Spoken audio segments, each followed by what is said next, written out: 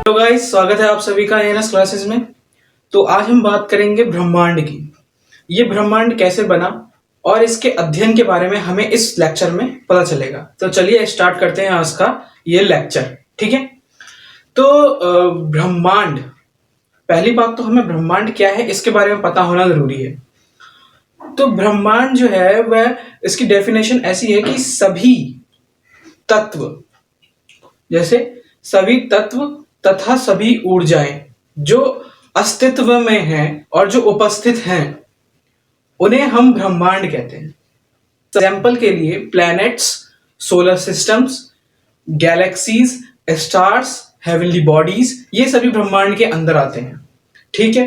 तो ये थी एक ब्रह्मांड की यानी कि यूनिवर्स की एक डेफिनेशन, एक सिंपल सी और एक लाइन में। ठीक है।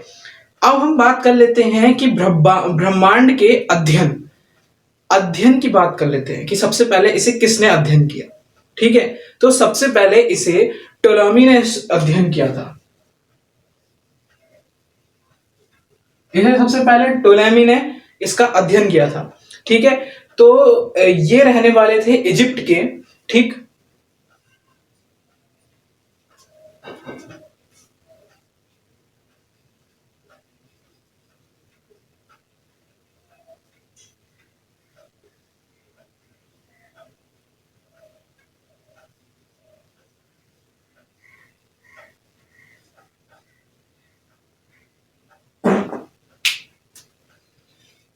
तो सबसे पहले इसका अध्ययन टोलेमी ने किया।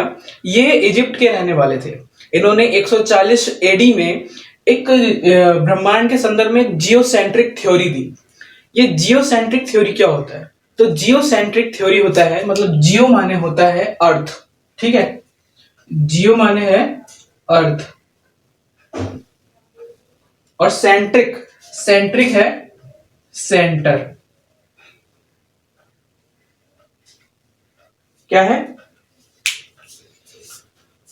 टोलेमी ने ये इजिप्ट के रहने वाले थे। 140 एडी में जियोसेंट्रिक थ्योरी दी। जियोसेंट्रिक का मतलब होता है, जियो का मतलब अर्थ और सेंट्रिक का मतलब सेंटर। ठीक है। तो इन्होंने बोला कि जो अर्थ है, जो अर्थ है, ये अर्थ ये बीच में है, ये अर्थ बीच में है और बाकी जो हेवनली बॉडीज और प्लैनेट्स हैं वो अर्थ के चक्कर लगा रहे हैं ऐसे ऐसे राउंड में। तो इन्होंने क्या बोला इन्होंने बोला कि जो अर्थ है वो बीच में है और सभी ग्रह इसके चक्कर लगा रहे हैं गोलाई में, अराउंड इट। ठीक है। तो ये था टोलेमी का और इन्हें सर्वमान मान लिया गया था उस समय, क्योंकि उस समय सभी धर्मों का उदय हो रहा था और इस कारण जब इन्होंने ये थ्योरी दी तो इसे सर्वमान मान लिया गया। ठीक है। अब इसके बाद आते हैं कॉपरनिकस। कॉपरनिकस इसके बाद आएंगे।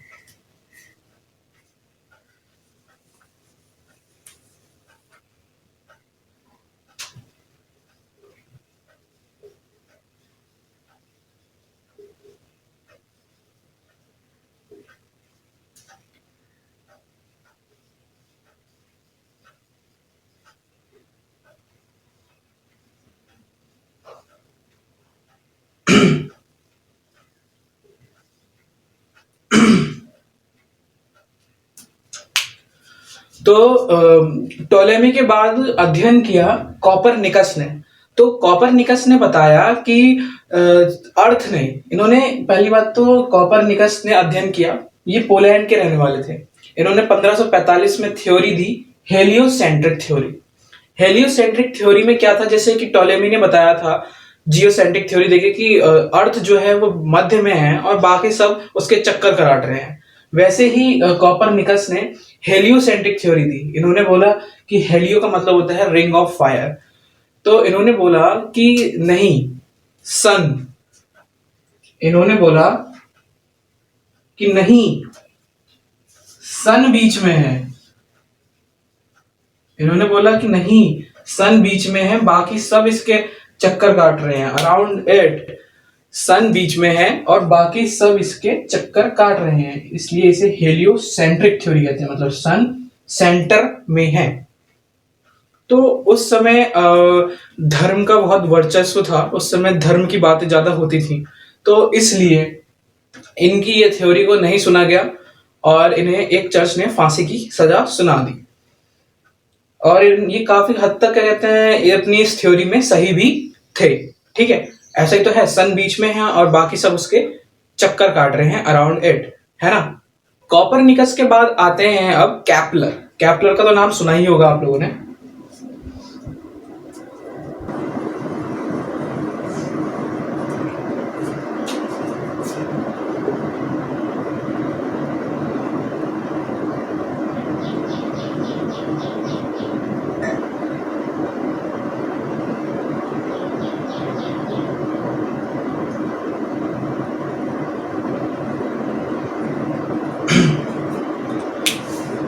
तो कॉपरनिकस के बाद आते हैं कैपलर। तो जो कैपलर थे, इन्होंने भी ब्रह्मांड का अध्ययन किया और एक थ्योरी दी। इन्होंने कहा, ये जर्मन के रहने वाले थे और इन्होंने 1609 में ये थ्योरी दी। और सबसे बड़ी बात ये कि न्यूटन, आइजैक न्यूटन जो महान साइंटिस्ट हैं, तो कैपलर ने इनके आदर्शों पे चल के ये थ्योरी दी और इन्होंने बताया कि जो सन है, ये जो सन है ये तो मध्य में है, लेकिन जो बाकी ग्रह हैं वो इसके चक्कर काट रहे हैं चारों तरफ, चारों ओर, लेकिन इलेप्टिकल शेप में, कुछ ऐसे शेप में ये लोग चक्कर काट रहे हैं। क्या बताया इन्होंने? कैपलर ने बताया कि सन जो है वो तो बीच में है, लेकिन जो बाकी ग्रह चक्कर काट रहे हैं वो इलेप्टिकल शेप में काट रहे हैं। इलेप्टिकल शेप में सन के चारों ओर वो लोग चक्कर काट रहे हैं, ये कैपलर ने हमें बताया और यह सर्वमान्य कर लिया गया और इसे सर्वमान्य कर दिया गया। ठीक है, अब पहले हो गया टॉलेमी, फिर हो गया कॉपरनिकस, अब हो गया कैपलर। अब एक और साइंटिस्ट ने ब्रह्मांड का अध्ययन किया जिनका नाम है हर्शल।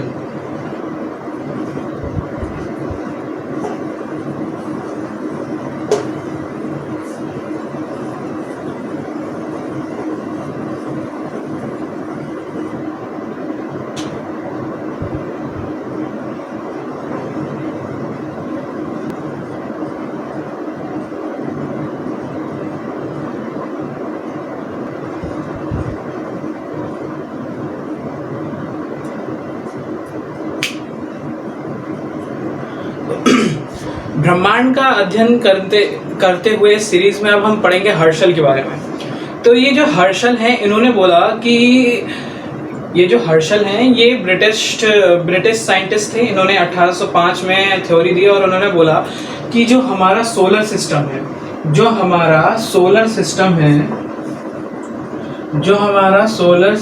है, वो एक छोटा सा पार्ट है, मतलब एक बहुत छोटा सा पार्ट है हमारी गैलेक्सी का।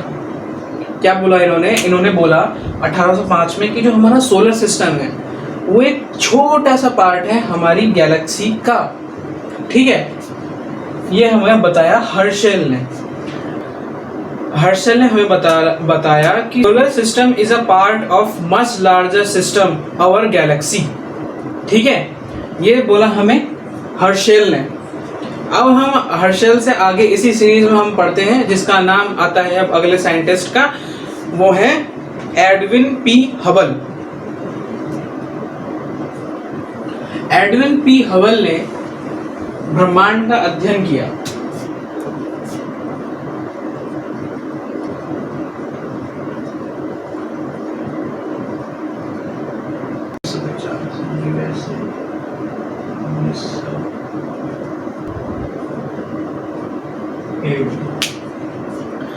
तो इसी सीरीज में हम आगे चलते हुए अब पढ़ेंगे एडविन पी हबल।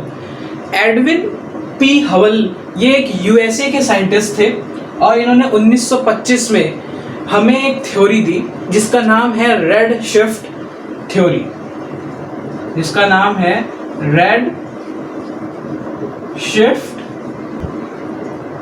जिसका नाम है रेड शिफ्ट थ्योरी। इन्होंने एक थ्योरी दी, एडविन पी हबल यूएसए के रहने वाले, 1925 में रेड शिफ्ट थ्योरी दी। और रेड शिफ्ट थ्योरी देके इन्होंने हमें बताया कि जो हमारा ब्रह्मांड है वो तो अनंत है, लेकिन वो और फैल रहा है, वो और एक्सपेंड हो रहा है, वो फैलता ही जा रहा है, उसका कोई अंत नहीं है। इन्होंने कैसे पता लगाया? इन्होंने रेड शिफ्ट थ्योरी देकर ये पता लगाया कि हमारा जो ब्रह्मांड है वो निरंतर एक्सपेंड हो रहा है, बढ़ता जा रहा है, बढ़ता ही जा रहा है। इन्होंने ये रेड शिफ्ट थ्योरी देकर बताया। ये रेड शिफ्ट थ्योरी क्या है? तो मोटा मोटा समझ लीजिए, क्योंकि ये बहुत लंबा चला जाएगा। तो रेड शिफ्ट थ्योरी क्या है? रेड शिफ्ट ऐसा होता है कि जो रेड कलर होता है ना, जैसे कि मान लो जैसे ब्लू है, एक ब्लू कलर हो गया, एक रेड कलर हो गया। तो अगर हम किसी लाइट को किसी प्रिज्म में से गुजारते हैं तो उसमें विबग्योर बनता है, ठीक है। तो जो विबग्योर है उसका वायलेट कलर सबसे नीचे और रेड कलर सबसे ऊपर आता है, यानी कि जो रेड की वेवलेंथ है वो ज़्यादा लंबी है ना, यानी कि वेवलेंथ लंबी है, यानी कि वो पीछे जा रहा होगा। तो कैसे? अगर हम किसी प्रकाश को हम किसी प्रिज्म में से गुजारते हैं तो उसमें विबग्योर बनता है। लेकिन वैसे ही अगर हम किसी प्रकाश को अगर किसी के समीप ले जाएं किसी प्रकाश को, तो ब्लू लाइट निकलेगी, मतलब हमें ब्लू लाइट दिखाई देगी। अगर कोई प्रकाश आ रहा है तो ब्लू लाइट दिखाई देगी, और अगर दूर जा रहा है तो रेड लाइट दिखाई देगी। तो इन्होंने क्या किया कि स्टार्स की जो लाइट होती है उसको एक प्रिज्म में से गुजारा। एडविन पी हबल ने स्टार्स की लाइट को एक प्रिज्म में से गुजारा, और उसके बाद में देखा कि इसमें तो रेड कलर उत्पन्न हो रहा है। उन्हें लगा शायद कि एक ही स्टार्स के साथ है होगा ऐसा, लेकिन ऐसा नहीं था। उन्होंने और स्टार्स का अध्ययन किया तो धीरे धीरे उन्हें पता चला कि ये रेड कलर ही दे रहे हैं, यानी कि ये पीछे को शिफ्ट हो रहा है। जो स्टार्स हैं वो पीछे शिफ्ट हो रहे हैं, और जब वो पीछे शिफ्ट हो रहे हैं यानी कि बढ़ रहे हैं, उधर को जा रहे हैं, तो ब्रह्मांड जो है वो एक्सपेंड हो रहा है, यानी कि बढ़ रहा है। तो इसी को हम कहते हैं रेड शिफ्ट थ्योरी, जो दी थी एडविन पी हबल ने 1925 में। इसे हम कहते हैं रेड शिफ्ट थ्योरी। और इसमें पता लगा कि हमारा जो ब्रह्मांड है वो निरंतर एक्सपेंड हो रहा है, यानी कि बढ़ रहा है, इसकी कोई सीमा नहीं है, ये बढ़ता ही जा रहा है, कहाँ जाके रुकेगा पता नहीं। तो ये दिया था हमें एडविन पी हबल। तो ये थे ब्रह्मांड के अध्ययन। एक बार रिवीजन कर लें तो सबसे पहले थे टॉलमी इजिप्ट के रहने वाले थे। इन्होंने 140 एडी में हमें जियोसेंट्रिक थ्योरी दी, और जियोसेंट्रिक थ्योरी दे के बताया कि पृथ्वी जो है वो सेंटर में है और बाकी सब उसके चक्कर काट रहे हैं। तो इसे सर्वमान्य मान लिया गया। फिर आए कॉपरनिकस ने ये थ्योरी दी 1545 ईस्वी में। उन्होंने बताया कि नहीं, पृथ्वी बीच में नहीं है। उन्होंने कहा कि सन बीच में है और बाकी सब उसके चक्कर काट रहे हैं। हेलियोसेंट्रिक थ्योरी, हेलियो का मतलब होता है द रिंग ऑफ फायर, यानी कि सन, ये बीच में है। लेकिन उनकी बात नहीं सुनी गई और एक चर्च ने उन्हें फांसी दे दिया, क्योंकि उस समय धर्म का वर्चस्व था, ठीक है। फिर उसके बाद में आए कैपलर ने बोला कि सन एज अ सेंटर एंड जो बाकी ग्रह हैं वह उसके चक्कर लगा रहे हैं। किस शेप में? इलेप्टिकल शेप में। कैसा इलेप्टिकल शेप? ऐसा इलेप्टिकल शेप, ये सन है। इलेप्टिकल शेप में, थोड़ा अंडाकार में वो लोग चक्कर लगा रहे हैं सभी ग्रह। ये हो गया कैपलर ने कहा। कैपलर के बाद आए फिर हर्शल ने क्या बोला? हर्शल ने बोला कि हमारा जो सोलर सिस्टम है एक छोटा सा हिस्सा है हमारी गैलेक्सी का। किसका? एक छोटा सा हिस्सा है हमारी गैलेक्सी का। ये हर्शल ने हमें बताया। हर्शल के बाद आए पांचवें हमारे अध्ययनकर्ता, जिनका नाम था एडविन पी हबल ने रेड शिफ्ट थ्योरी दी, और रेड शिफ्ट थ्योरी के आधार पर हमें बताया कि जो हमारा ब्रह्मांड है वो निरंतर एक्सपेंड हो रहा है उस रुक नहीं रहा है, वो बढ़ता जा रहा है। कहाँ तक बढ़ेगा पता नहीं, बस वो शिफ्ट हो रहा है, एक्सप्लेंड हो रहा है। ये हमें पता चला रेडशिफ्ट थ्योरी से, और ये बताया हमें एडविन पी हबल ने। ठीक है,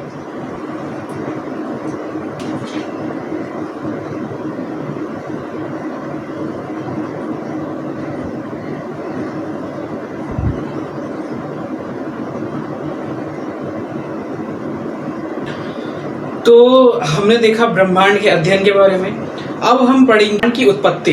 ठीक है, तो ऑरिजिन ऑफ यूनिवर्स क्या देखेंगे अब हम? Origin of universe. तो ऑरिजिन ऑफ यूनिवर्स में एक सबसे ज़्यादा सर्वमान्य सिद्धांत है जिसे हम कहते हैं बिग बैंग थ्योरी। क्या है? Big bang theory. Big bang theory.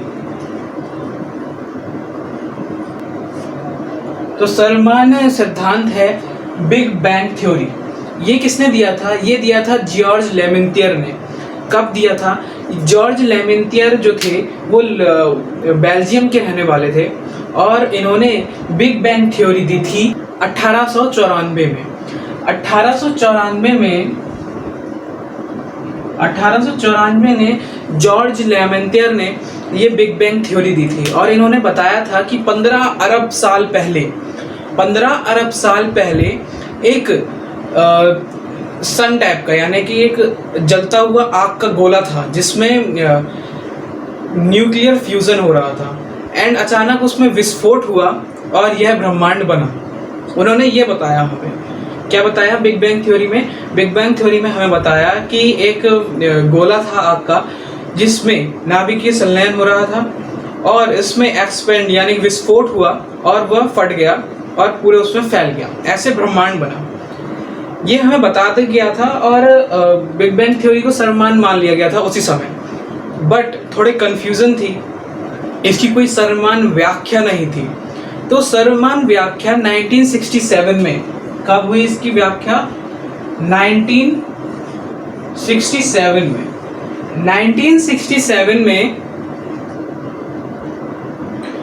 1967 में रॉबर्ट वैगनर नाम के एक वैज्ञानिक ने इसकी एक सर्वमान्य व्याख्या सबको दे दी, एक व्याख्या कर दी 1967 में। जॉर्ज लेमेंटियर ने तो बता दिया था बिग बैंग थ्योरी देके कि एक पर्टिकुलर एक आग का गोला था जिसमें विस्फोट हुआ और एक ब्रह्मांड बन गया, लेकिन इसकी व्याख्या 1967 में रॉबर्ट वैगनर ने की। इनकी व्याख्या करने के बाद भी हमें कुछ डाउट थे जो क्लियर नहीं हो पा रहे थे कि ऐसा कैसे हुआ और ये क्यों हुआ। इस सब के डाउट थे जो हमें क्लियर नहीं हो पा रहे थे।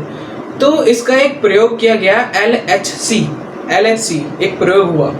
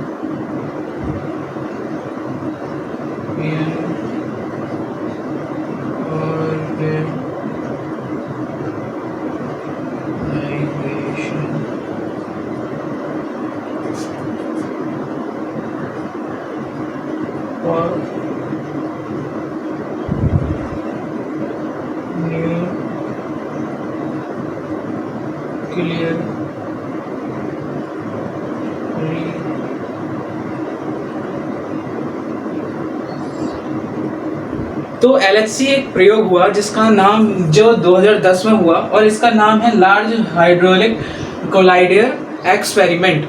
ये कहाँ हुआ? ये जेनेवा में हुआ था, और ये सर्न द्वारा कराया गया था। ये सर्न द्वारा कराया गया, और इस जो संस्था ने से कराया उसका नाम था European Organization for Nuclear Research. जिस संस्था ने इसे कराया उसका नाम था European Organization for Nuclear Research. ये सर्न की देखरेख में हुआ था, इसका नाम था LHC मतलब लार्ज हाइड्रोकोलाइड कोलाइडर एक्सपेरिमेंट। ये 2010 में जेनेवा में हुआ। इसमें क्या हुआ था, इन्होंने एक जेनेवा में एक 27 किलोमीटर लंबी सुरंग खोदी, एक 27 किलोमीटर लंबी सुरंग खोदी और उसमें दो प्रोटॉनों की टक्कर कराई। एक 27 किलोमीटर लंबी सुरंग खोदी और उसमें प्रोटॉनों की टक्कर करवाई, यहां से प्रोटॉनों की टक्कर करवाई। और जब ये टक्कर हुई तो उसमें हमें एक नया कण, एक नया पार्टिकल प्राप्त हुआ इन टक्करों से, जिसका नाम था गॉड पार्टिकल या फिर हिग्स बोसॉन। क्या नाम था? 27 किलोमीटर लंबी सुरंग खोदी गई और उसमें प्रोटॉनों की टक्कर हुई। प्रोटॉनों की टक्कर करवाने के बाद हमें एक पार्टिकल मिला जिसका नाम हमने रखा गॉड पार्टिकल या फिर हिग्स बोसॉन पार्टिकल। जब ये पार्टिकल हमें प्राप्त हुआ तो हमें जो बिग बैंग थ्योरी जो जॉर्ज लेमेंटियर ने दी थी, बिग बैंग थ्योरी, उसके सभी डाउट हमारे क्लियर हो गए। उसमें क्या था, जॉर्ज लेमेंटियर ने ये तो बता दिया था बिग बैंग थ्योरी में कि एक पार्टिकल था जिसमें विस्फोट हुआ और ये ब्रह्मांड की उत्पत्ति हो गई। ठीक है, बढ़िया है। और इसे एक्सप्लेन किया था रॉबर्ट वैगनर ने 1967 में। लेकिन जब ये LHC प्रयोग हुआ, जिसे हम कहते हैं लार्ज हाइड्रोन कोलाइडी एक्सपेरिमेंट, 2010 में जब जिनेवा में हुआ, 27 किलोमीटर लंबी सुरंग में प्रोटॉनों की टक्कर से जब गॉड पार्टिकल प्राप्त हुआ या हिग्स बोसॉन पार्टिकल जब प्राप्त हुआ, तो हमें पता चला कि 15 अरब साल पहले भी उससे पहले 15 अरब साल पहले से कुछ था। धूल के कण, गैस के कण और कहते हैं कीचड़, जो पार्टिकल जिससे गैसें, धूल, बाकी सब जो था वो ऐसी फैला हुआ था, ये ऐसी फैला हुआ था, ये सब ऐसी फैला हुआ था। लेकिन कहीं से ये गॉड पार्टिकल या हिग्स बोसॉन पार्टिकल इनके बीच आया। जब यह इनके बीच आया तो ये सब इसकी ओर अट्रैक्ट होने लगे। जब ये पार्टिकल इनके बीच आया तो ये धूल के कण, गैस के कण, बाकी और अन्य अदर गैसें, ये सब इसके ओर अट्रैक्ट होने लगे और एक बड़ा अट्रैक्ट होने के बाद एक रिंग ऑफ फायर, सन जैसा ये कुछ बन गया इतना बड़ा, जिसमें न्यूक्लियर फ्यूजन हो रहा था। और जब इसमें न्यूक्लियर फ्यूजन हुआ उसके बाद में धीरे धीरे ये बढ़ता गया और विस्फोट हुआ, तब ब्रह्मांड की उत्पत्ति हुई। जॉर्ज लेमेंटियर ने तो बोला था कि एक सर्कल था, एक ग्रह था जिसमें न्यूक्लियर फ्यूजन हो रहा था और विस्फोट हुआ और ब्रह्मांड की उत्पत्ति हुई। लेकिन हमें ये इससे पहले ये कैसे बना, ये क्या था, ये वहाँ पे कैसे था, ये बताया हमें LHC ने। LHC लार्ज हाइड्रोन कोलाइडर एक्सपेरिमेंट ने बताया कि इससे पहले भी यहाँ पे धूल के कण इधर उधर बिखरे हुए थे। फिर यहाँ पे जब एक गॉड पार्टिकल आया, यहाँ पे गॉड पार्टिकल की एंट्री हुई और इसने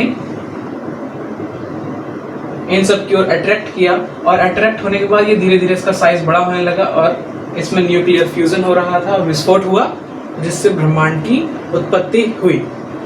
तो जैसे कि अभी भी आपको कंफ्यूजन होगा कि ये गॉड पार्टिकल और हिग्स बोसॉन पार्टिकल ये दोनों एक ही हैं, अलग अलग नाम के। तो ये यहाँ कैसे आया, तो ये अभी हमें कुछ पता नहीं है कि ये कैसे आया।